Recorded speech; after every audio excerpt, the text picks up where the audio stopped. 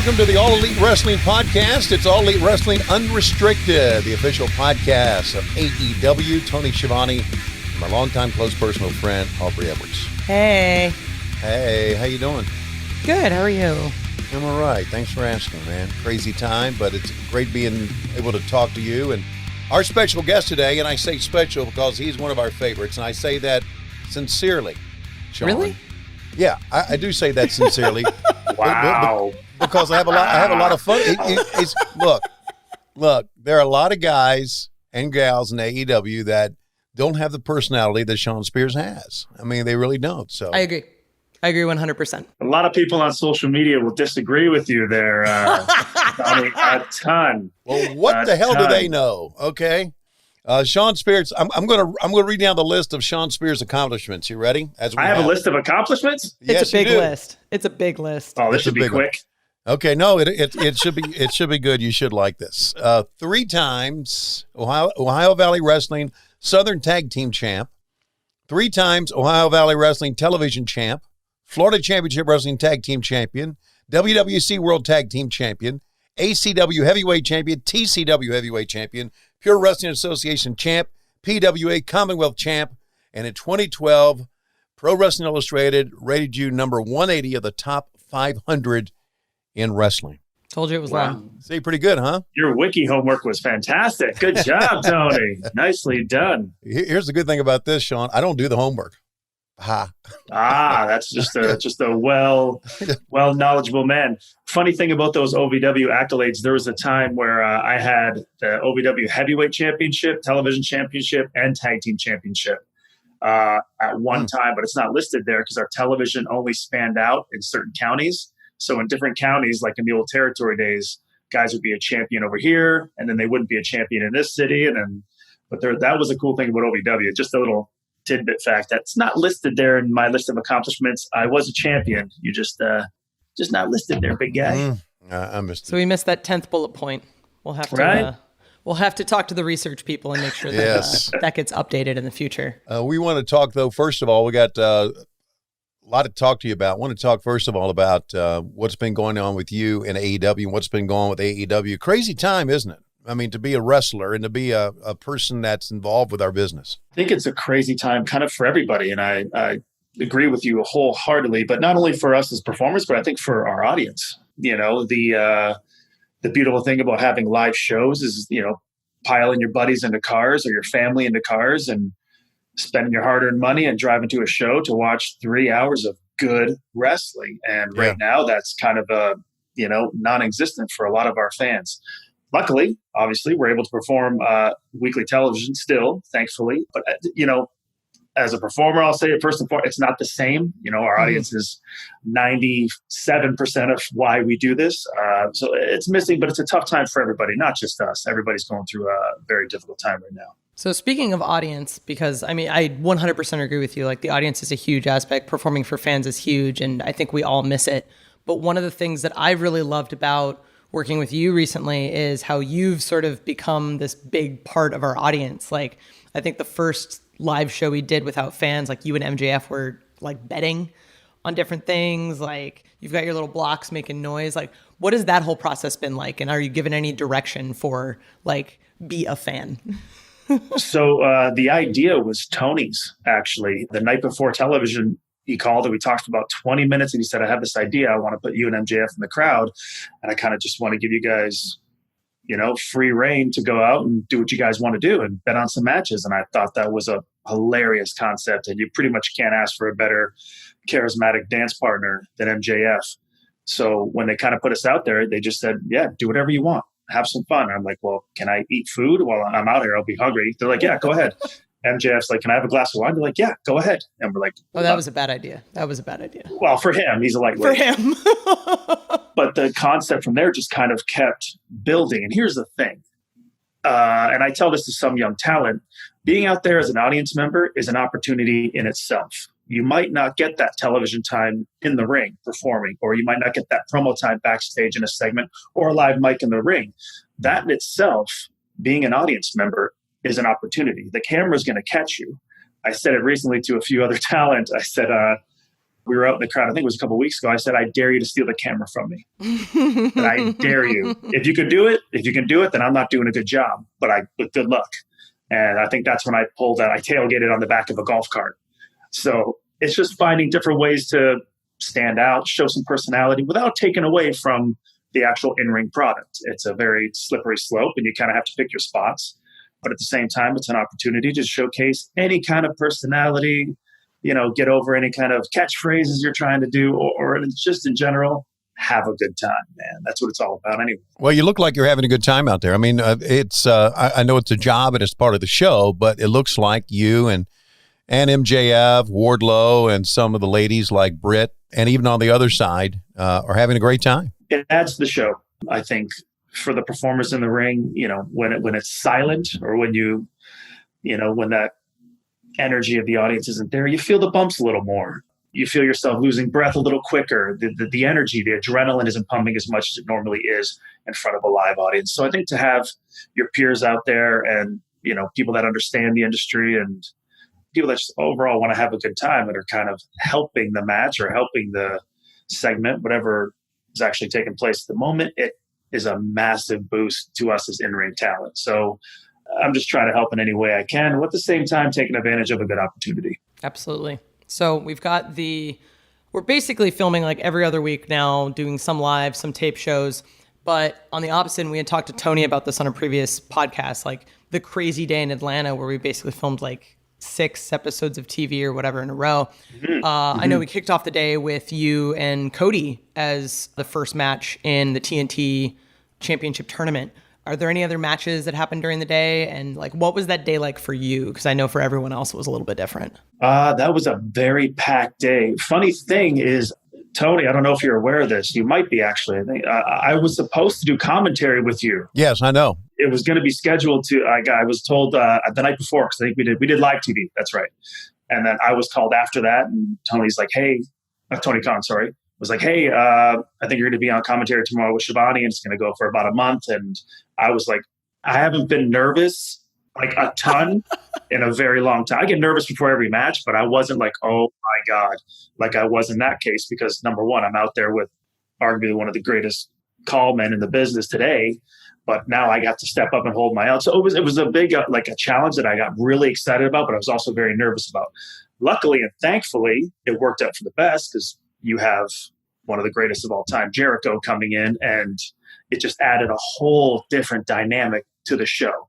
And obviously Jericho did a fantastic job of, building up each talent and making matches feel bigger or feel as big as they were. So that was wonderful. But I was really looking forward to that. Hopefully we'll get to do it again soon at some point, Tony. I think we will. You're gonna have to try and steal it from me, though, baby. When I get going, I get going. No, you know what I mean? I don't want to. Listen, I don't want to steal it from you, because I want you to be Shawn Spears on the microphone. I wanted Chris Jericho to be Chris Jericho. So don't worry about me trying to steal it from you. I think there will be a chance. As Shawn, I knew that when I arrived that day, it was going to be me and you. Then I was told Jericho was here. I thought Jericho was just going to sit down and do like a couple of matches that related to the Inner Circle. And I didn't know till Jericho sat down beside of me that it was going to be Jericho the entire day. So that's how wrestling is. You never know sometimes until the last minute. Right. And at the end of the day, you got to be able to step up and adapt, or you kind of get left behind. And that's the beautiful thing about pro wrestling. I remember I did it once for AEW Dark. I did a commentary with Excalibur. It is an extremely, extremely difficult job. Oh, yeah. It gave me a whole new appreciation to how on point you need to be and how careful you need to be. Because I was almost like a color aspect of it. I was a heel. I was a bad guy on commentary, but I have to walk that fine line when I'm talking about baby faces. And I'm talking like there's so many ins and outs that you need to be aware of at all times. It's a very difficult job. So kudos to you and Chris, Tony, because you guys did a wonderful job. Obviously, it was all over social media. You guys killed it, and it added to those shows. Sorry, Aubrey, I kind of got drifted away.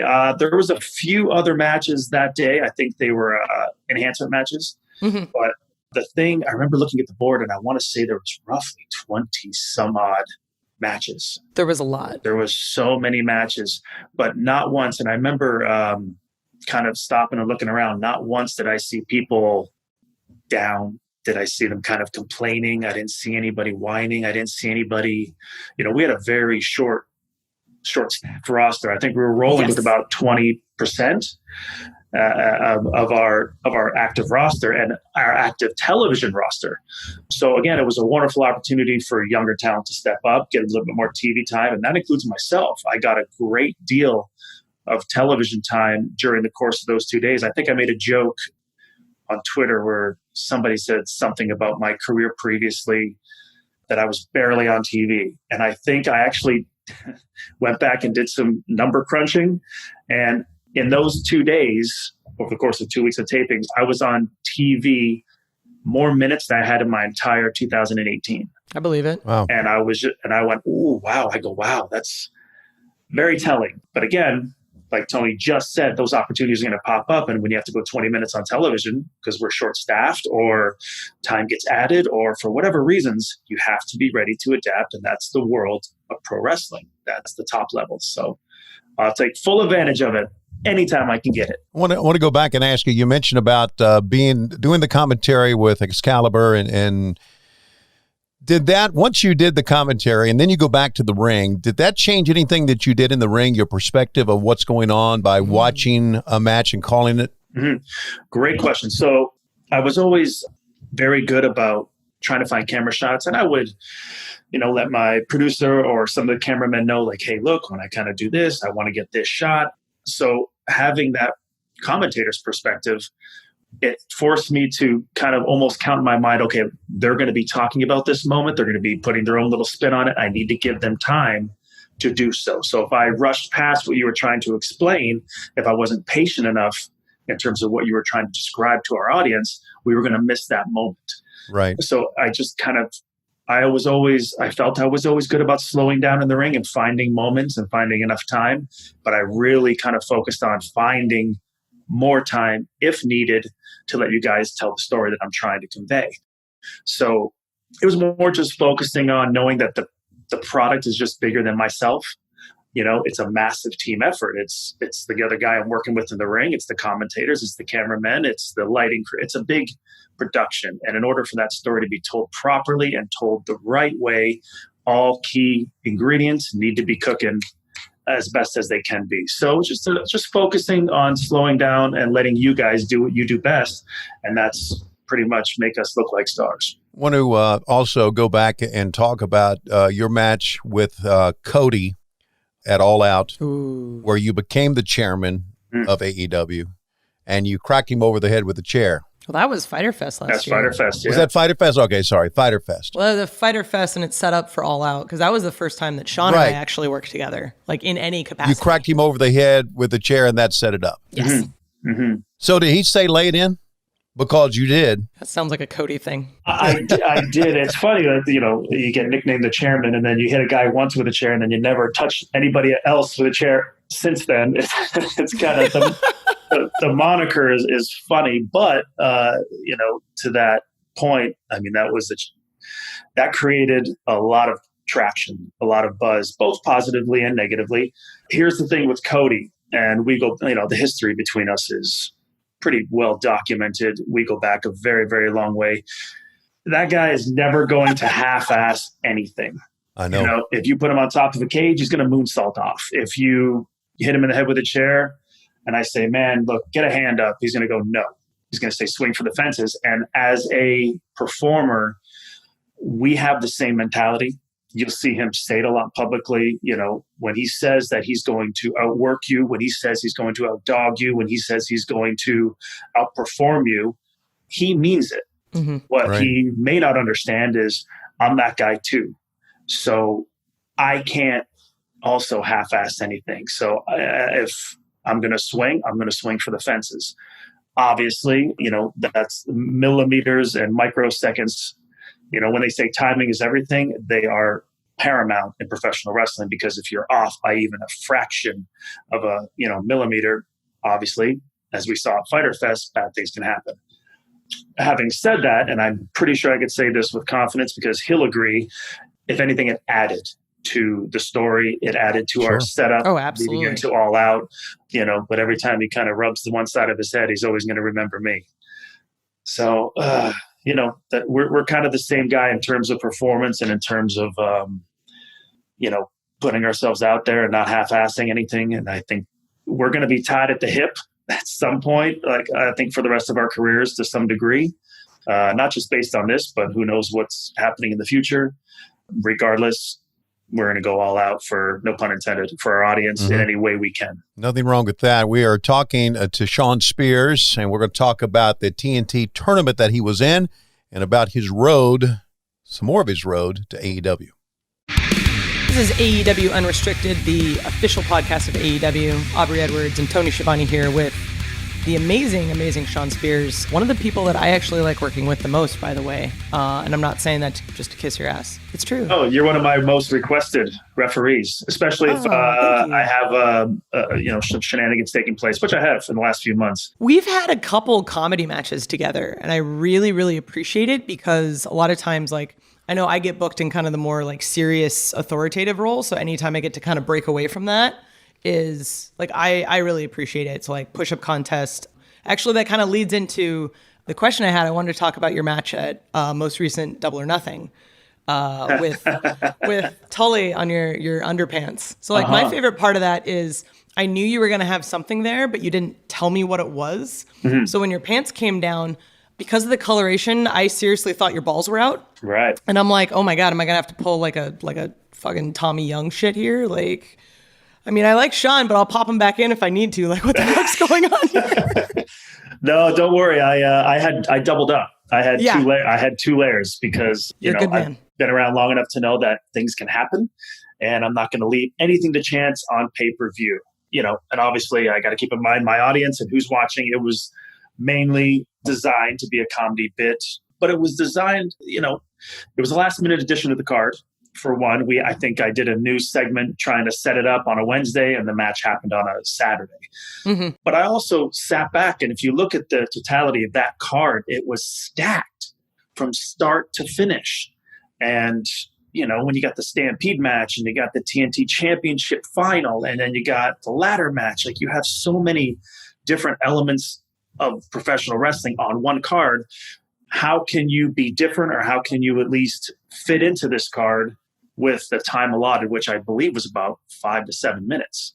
Right. I think there was 8 total, like right, like including entrances. Yeah. And this is one of those things where the beautiful thing about AEW is talent has freedom to go ahead, go out and do what you want. Now the boxers, I didn't tell a lot of people about. I told our cameramen, I didn't even smarten up the announcers. Tony, you know that. I didn't smarten up anybody. And that includes a lot of the EVPs. They didn't know. Tony didn't know either. It was just something that I went out and did on pay-per-view. Because in my mind, I was going to get people talking about me one way or the other. That's just one way of, in my opinion, trying to stand out, trying to have a memorable moment, good or bad, whether it's a swing and a hit or a swing and a miss. One way or another, I want people talking about me along with this pay-per-view. So in retrospect, that might not have been the best way to go, or it might have been a very entertaining way to go. I felt if you can find me a better entertaining 5 to 8 minutes, knock yourself out. Would it have been suited better for TV? Probably. It was probably not a pay-per-view quality match or segment. Probably would have fit better on TV. Because at the same time, I have to remember that people are paying a lot of money to watch this pay-per-view. And that might not have been something that they were looking to see or expecting to see or wanted to see. So going forward as a performer, I need to keep that in mind. But at the same time, I wanted to try and offer our audience something different, whether it be, a little break in the seriousness of a lot of high caliber, high octane matches on that card. Like you got Moxley and Lee and like, they're out there killing each other for the world championship. I just tried to find a moment. I mean, you guys could probably tell me better. You were in the ring with me, Aubrey, so you saw what was going on. But Schiavone, I'd like to get your point of view from where you were sitting in between, when you're sitting there with JR and you're sitting there with Excalibur. I mean, I can only imagine the looks that you guys might have been giving each other. And I don't get offended. It's wrestling. I don't get offended. So please, what'd you think? Well, here's what I think. First thing I thought of when I saw it was, does Tully know this is happening? That's what I thought, okay? And as a result, though, you cannot deny, and I don't think Aubrey can, anybody who's been watching social media, that as a result of that, Tully gave one of the most ass-kicking interviews with you in the back that I think is really just going to enhance your direction forward. I think you kind of fell into something here. He didn't know either. I did not smarten him up as well. I mean, if Boss Man doesn't know, then Tully absolutely doesn't know. Yeah, right? Nobody knew. But to your point, we had a couple conversations afterwards because he hasn't been seen on TV. Obviously, the whole pandemic and thing kind of, it kind of shut down a lot of people, and he couldn't be seen for 8 weeks. Yeah. So that's the first time people have seen him, and they see him in that capacity. He wasn't too thrilled. And to your point, Tony, I've watched it back on a few occasions, and it's probably one of the best promos that I have been a part of or seen in probably a couple of years. Mm-hmm. I got goosebumps kind of thinking about it now because, this is Tully Blanchard. This is Hall of Famer. This is one of the greatest of all time. And he still has it. Like he I never questioned it for a second, but if you don't watch that and get motivated or fired up, or if you don't feel something, then you don't have a soul. But I got the message loud and clear, and I think you're right. I think we fell into something, or maybe it was a plan all along there, Siobhan. Maybe it was a plan all along. Not just a pretty face. Not just a pretty face. We have discovered something. We have unveiled something here on Unrestricted. No, that interview, and I can say this truthfully because I was a part of the Horsemen. Mm-hmm. I wasn't a part of the Horsemen, but I was there when they were formed. That was reminiscent of a Tully Blanchard pissed off at Magnum TA or Dusty Rhodes interview from the old TBS studios. Mm-hmm. It was. I mean, that I agree. That I went, holy shit, that brings us back, and that was tremendous. So hopefully, moving on from there, it's going to start some great things for you because, hey, man, I'm sincere. You deserve it. You really do. There's no going back. I appreciate that, but there's no going back. I think I'm much more. Tully brought up a good point. What do you want to be remembered for? I think coming over to AEW, I just wanted the opportunity to kind of show different layers. I can do a little bit of commentary. I can be comedic if need be. I can rifle someone in the head with a chair. I can hold my own against some of the best talent in the world today. I'm probably, I could say this with confidence, I'm a very well-rounded performer. I can do a little bit of everything at any time. But to Tully's point, what do you want to be remembered for? Do you want to be remembered for haha? Do you want to be remembered for being a jack of all trades? Or do you want to be remembered as being a champion? Do you want accolades? Do you want people to go, yeah, I remember when he beat so-and-so for the world title, for the TNT title, for the tag team championships? That kind of struck a chord. And he brings up a very, very good point. And I mean, he's very well decorated himself, so he knows what he's talking about. Yeah. It's good stuff, man. Unfortunately, though, we probably won't see the Shawn Spears News Network anymore, which I loved. How good was that? Absolutely. Huh? I absolutely so loved good. it. So good. Yeah, it was tremendous. Again, it was just the freedom. Yeah. The freedom to go ahead and do what you want. Literally, I scribbled down 3 sentences on a piece of paper and formed everything around that. And they said, go ahead.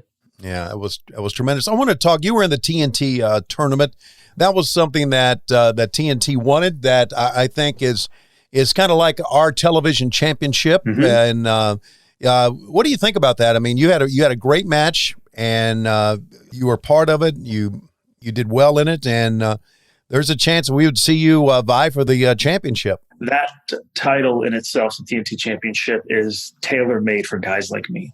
Mm-hmm. Right. I've always seen myself as a United States champion. I always seen myself as as an intercontinental champion growing up as a kid, and the TNT Championship fits right in along with what Tully and I are going for.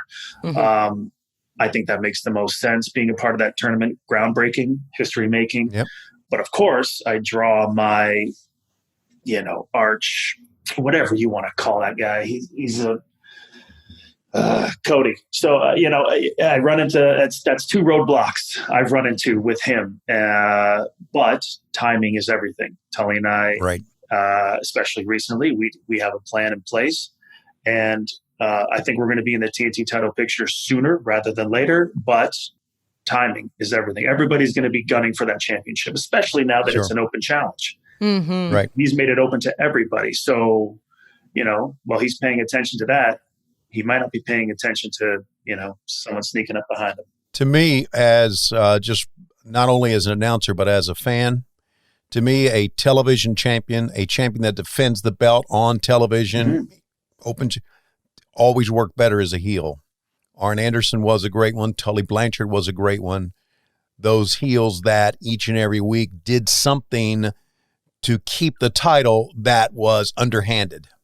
That to me, that was my feeling on that. As I'm not questioning what we're doing right now with Cody, because I know, like you said, Cody will do anything. He'll outwork anybody, and that's why he's on there. Mm-hmm. But to me, it was always meant to be like one of those. It's kind of like, in a way, like, back in the old boy. I'm gonna date myself here, but back in the old days, it worked better when the NWA World Champion was the heel. Harley Race came into all these territories, and he screwed over the top babyface, and that was kind of the hallmark of him being the world champion. Right. So there was money in the chase. You exactly. You hated this guy to the point where you wanted to see anybody beat him. And if the heel was doing his job, it didn't matter who it was. They just wanted to see him lose. Right. On the flip side, here, if you look at who our champions are, with Mox having the world championship, Cody having these are two of our top baby faces. These are two of our top good guys. They're also very top talent contenders. That's right. Who can you see dethroning these guys at that moment? And that list is very short, in my opinion, if anything. So it's different, it's unique, but at the same time, I don't think it changes the mentality. The goal is the same. Cody and Mox, those two guys are on top right now. There's only one way to go when you're on top. You know what I mean? A guy like me who doesn't really have much to lose anymore, I think hitting, rock bottom on that pay-per-view recently against Dustin kind of put us on path to who knows what. But at the same time, we can only go up. We can only go up. And at some point, if you're on top too long, you get a little sloppy. I don't care how hard of a worker you are. You're not paying attention. You're not looking over your shoulder as much as you used to. You get a little too comfortable, and that's where you make mistakes. And that's where guys like me, who have been around for almost 19 years, take advantage of those mistakes. So I've got kind of a question on that topic, because obviously the goal is always to get the championship, have the title, defend it, all of those things. But kind of more on a personal level, what were your goals coming into AEW, kind of behind the scenes, if anything? Kind of touching on the whole thing you have with Tully right now, what is your legacy? Obviously in-ring is one story, but is there anything that you're looking to do outside of the ring?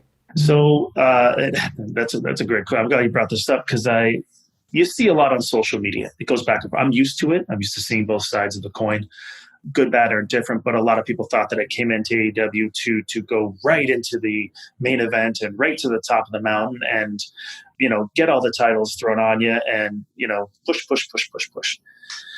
Not the case. Exactly. I came over here to enjoy the remaining years of my career. I'm much more closer to the end of my career than I am at the beginning. I feel great. The schedule has allowed me to heal a lot of nagging injuries. I could last another 3 to 5 years in ring with ease, comfortably. The other very luring thing was the creative freedom. I think anybody watching this will agree that in the course of a year, I've been able to speak a lot more, show personality a lot more. The Shawn Spears News, for example, was a great example of that recently. But I might not have received those opportunities anywhere else. I didn't receive those opportunities anywhere else. So it's just a matter of coming over here, showing what you can do. And then at the same time, the last thing I expected was to be put with Tully Blanchard. Wow. You know what I mean? So sure. Things like that would have never happened anywhere else. That was not even fathomable to me, 3 years ago. It's a refreshing twist, and it gets me excited all over again. And I get excited about ideas, and I get excited to get challenged. Go ahead and say whatever you want. Well, now it's on me to make it good. So if it flops, there's no one to blame but myself. You know what I mean? So now it's just, I feel like a young upstart again by trying stuff and trial and error. Oop, that didn't work. Oop, don't do that again. Let's start navigating towards this way. And you kind of just, again, you peel back layers. When you talk about guys that have been around for, 25, 30 years like Chris Jericho, who's constantly reinvented himself time after time after time again. You're talking about a global megastar. Well, the underbelly of that as well is that there's guys who have been around for 10, 15, almost 20 years that are not that legend status, that are not those top, Hall of Fame bound guys, but they're still works in progress. They're still finding layers to their character. They're still finding layers to their personality that, when you peel them back, so like, who knows what's underneath there? And that's the exciting thing for me coming here in AEW. Like, sometimes I don't know what I'm capable of. And that to me is exciting. Damn. We're talking with Shawn Spears. Shawn, I wanted to ask you about you being from Canada, and one of your finishing moves is that modified sharpshooter. Is that an homage to Bret Hart? It is. I actually reached out to Bret a few months ago. Just, I have a school in Apopka, Florida, and when you're kicking around trying to come up with new ideas, you're very well aware of the fact that you're not going to really invent the wheel any more than it's already been invented. You can only kind of, build on top of it. I'm not going to invent any new moves or nothing like that. So I was kind of racking my brains, and I just started thinking back to my childhood. What did I love as a child? What is one of those things that is kind of paramount in the wrestling world? And, I was looking for a submission, and the sharpshooter popped into my mind, and I was like, well, everybody kind of does one. This person does one, that person does one. And I was like, well, I'm just going to ask Bret. And I actually reached out, and he got back to me. He said, yeah, he goes, just, do me a favor and win with it every now and then. So, because, like a lot of moves nowadays, they're either, transitional moves, or they're moves that are, gotten out of to, lead to something else. And I agreed, and I thought it was a great idea. And it just took me a while to kind of present it.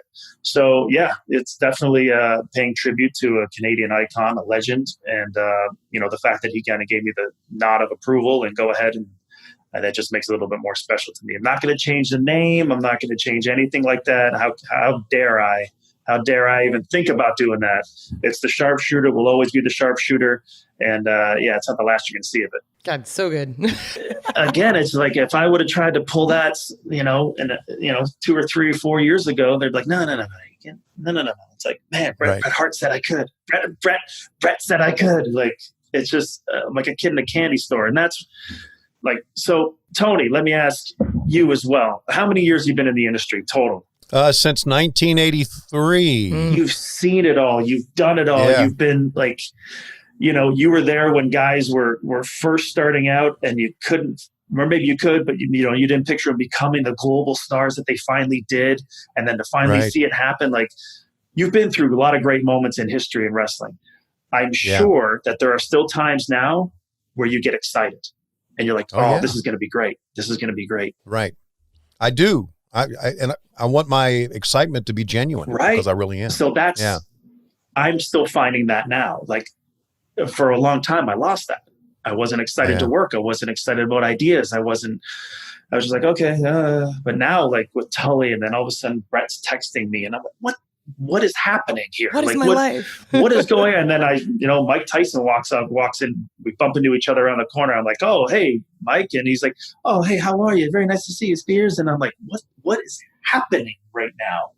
And it's a mind blowing, but again, I feel like a kid starting all over again. And it's like a breath of, you get excited and your heart starts pumping just a little bit quicker. And man, it's pretty great. Damn.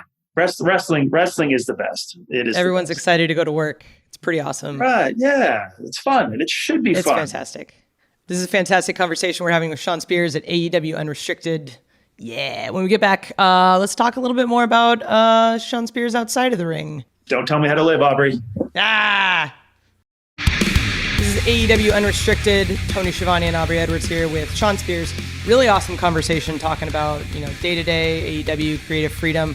You kind of touched a little bit on like having a wrestling school, which I've heard a little bit about because I think Dasha's one of your students. Yeah, Dasha comes by a bit. Yeah. Yeah. So what's it like running a wrestling school at the same time you're on television? So now I have the time to do so. Yes. With the AEW schedule. So it kind of came at a very, very unique time. It's myself, my business partner, Matt. He works for WWE. We both run it, and our schedules match up really, really well. It's so rewarding. If you hear a lot of people say, oh, giving back, giving back, giving back. I'm able to do that while I'm actively working for AEW, but I'm also able to do that, with my wrestling school. And I have a very, you always hear the term, don't forget where you come from. Mm-hmm. I am very, very good at understanding that I was at one point in the same place they are when they walk into my school. They have no idea what they're doing. They're scared to death. Their heart's pumping. They're tired within the first 2 minutes, but the idea that this could lead somewhere, this could be big, this could be everything I hoped it would be, as long as I bust my ass, I can relate to that. But it's wonderful, having a ring at your disposal just to kind of go in and kick around. And I've had people, we've had Swole in there. We've had, Brody Lee comes in.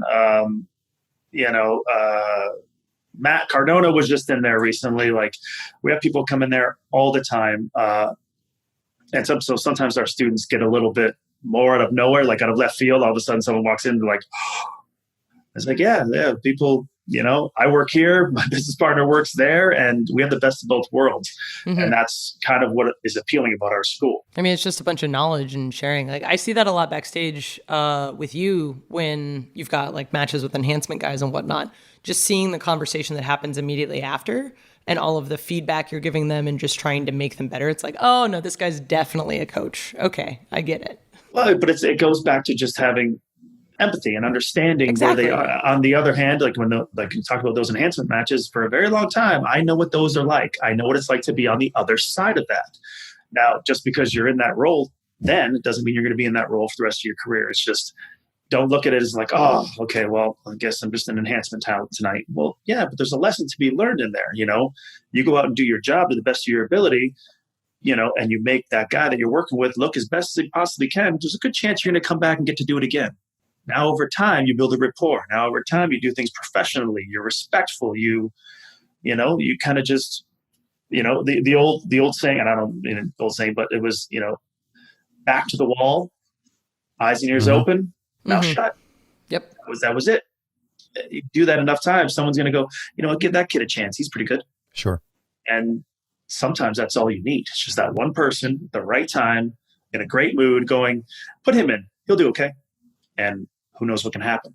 So I understand those positions. Anyway, I mean, you saw the last couple of enhancement matches. I like to have fun. I like to kind of make my opponents as best I can, but I like to try and pull something out of them too, personality-wise. So it boils down to understanding those situations and knowing that you're not locked in those forever. So enjoy it while you can. Love that outlook. Shawn, you were married last year. Yeah. And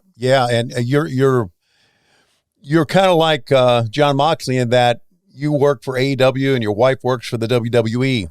That makes for, I'm sure, a very dynamic relationship. If you probably had one already. Yeah, well, I got married last year. She hasn't smartened up yet and left. So I still got her fooled. Yeah.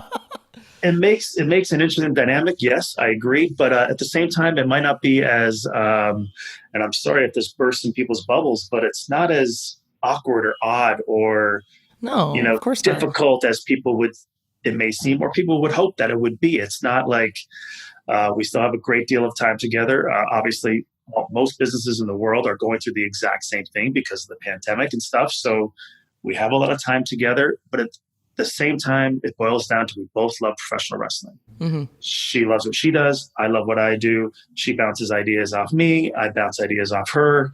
We have a school. We go and wrestle against each other. I treat them all the same, man. Whether you're male or female, we go hard. We wrestle, and it's not as difficult as people may think it is. And at the end of the day, it's professional wrestling. It's a part of our lives. Mm-hmm. And it's one that we both embrace and we both support each other. And we're husband and wife first. Everything else falls underneath that. So it's not really that difficult. It's pretty easy. I love hearing newlyweds talk. Right? Yeah. Yeah. How are you doing, Tony? Give it a sign. I'm doing fine, as a matter of fact. Basically, you're saying I got another 6 months before I start changing my tune? No, a couple years. It's just, listen. Yeah, I'm kidding. She'll be gone in 6 months. She'll leave me. Yeah. Okay. We were married 39 years on June 6th. Oh, wow. So, what's the secret, Tony? What's the secret? Thank you. What secret is having a man cave like this and locking the doors? Oh, what he's not telling you is that she locks him in. Oh no, she definitely right. does. She definitely the locks are on the outside. Exactly. I'm 10 years in, married this past March. So I'm seeing like between the two, like you and Tony, I'm like, okay, no, I see where this is going. Okay. I saw where it was. Shawn, you mentioned about your school, and what about indie wrestling now? What do you think about that? I mean, we've been in a pandemic, and I know that we wrestle without fans. I know the independent wrestlers can't go out, and I'm sure maybe some of them are, but if there are no fans, they're not going to get paid. Those kids, right? What do you think about indie wrestling in 2020? So I am a product and will always be a product of the independents. I love the independents. I started there, obviously. So when I left WWE recently, or a year and some odd ago, the independents were extremely hot. I had no idea. I had been out of the loop for so long. I had been in a bubble for so long that I hadn't been paying attention. And you hear about certain independents that are big, that they're big popular ones. But everywhere I went after I left for about 2 months, they were super busy and super packed. And the energy was through the roof. And I went like, wow. In 2020, there are independent talent that are making mortgage payments, that are paying for their kids to, play sports for the summer. Like you can make a really good living on the independents if you hustle. Right. But that's the same in life. If you hustle and work hard and bust your ass, be good along the way, you can do very well in anything. Yeah, it's not going to be easy, but you can do it. Yeah, but I mean, you just got to get the ground running. And I tell a lot of our students that come in like, hey, look, if you want this, I don't think you understand how hard it is. You see the lights and cameras, of AEW on a Wednesday night, but what you don't see is the work that's put in when the cameras aren't rolling, when there are no lights, when you're not in a stadium, when you're in a dirty gym or when you're in a community center in the middle of nowhere with 10 or 15 people. That's what it was like when I started. But nowadays, I think young talent, it's a perfect time to break into the industry because independents are hot. To Tony's point, it's a very, very difficult time right now because obviously everything is shut down. So there's a lot of people right now, a lot of great talent without work. So I recently just went on Pro Wrestling Tees and bought like 5 shirts, some people I have never heard of. I just like the designs of their shirts. So it's just a matter of trying to support each other as best they can. As far as I can see too, a lot of independent talent that is not working right now, they're still very upbeat. They're still very positive for the future. You know what I mean? They're just good, hardworking young kids for the most part. I think when things turn around and we're obviously allowed to have crowds back, I think wrestling, I've heard this before, like, oh, how do you think wrestling is going to be? I think we're going to have it's going to go to a whole new level. I think we as performers are going to have a better appreciation for our audience. And I think our audience is going to be like, they're back. We're back. And I think they realize now more than ever that they are just as big a part of a show as the performance in itself. It's a one conglomerate put together that makes a spectacle. And I think they realize that now. And when we're allowed to finally get going, we're going to hit bigger than we were before. And I think the independents are going to thrive more so than ever. It might take a little while to kind of get back off the ground because there's a lot of self-investment. There's a lot of money that goes into those independent promotions that people are forking out of their own pocket. So it might take a heartbeat to kind of kickstart the independents again. But once it gets going, I think everybody's going to kind of rally together. There's going to be some great shows. I think the independents they've obviously fueled the business, but when you talk about yourself and Aubrey, who have been in the independents, when you get a chance in like AEW or the WWE, you make the most of it. I think it creates harder working, more appreciative kids. I really do. And that's why I always respect you and Aubrey and everybody else who came up through the independents. And I try my best to help you guys with your career because I respect that. I really do. Because I know it's a grind. It is. I brought one of my first students. I brought her to television. I think it was maybe last month. Can't remember but I brought her to Jacksonville and I just kind of said, just go walk around. Just go walk around on your own and just take a look at everything. And she walked by the set and she walked out through the area and saw the big arena and all that kind of stuff. And I go, the reason why I brought you here today is because I want you to see what things could be. This is what possibilities look like.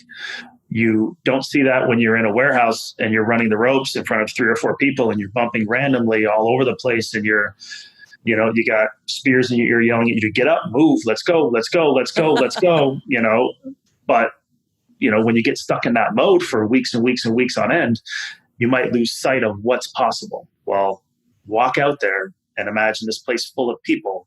That's what's possible.